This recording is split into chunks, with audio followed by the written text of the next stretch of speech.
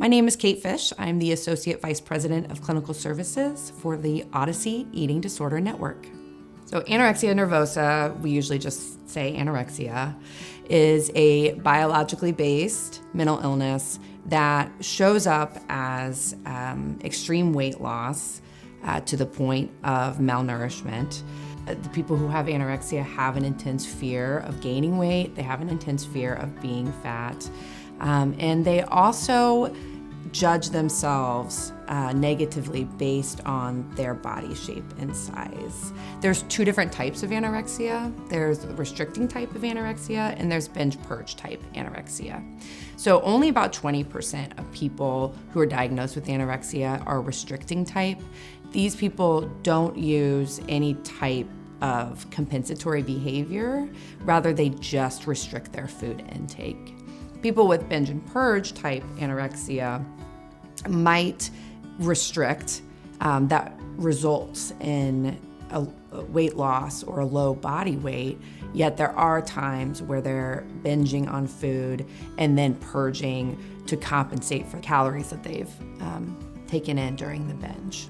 Anorexia binge purge type is where we have restriction of food intake, but there are times where an individual will binge on food and then purge in an effort to compensate for any calories consumed during that binge.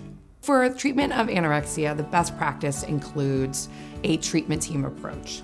So we will have a therapist, we will have a dietitian on board, we will have a physician on board, and we really treat anorexia from this three-pronged approach. So especially in a residential setting, weight rehabilitation, weight restoration is really the initial focus.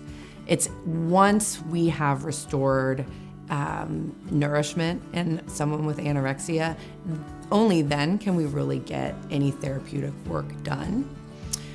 So sometimes in residential level of care, often it begins in the partial hospital level of care.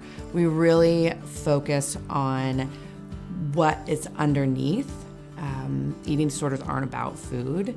And so with treatment, we are looking at how to replace eating disorder behaviors with more constructive strategies to deal with distress.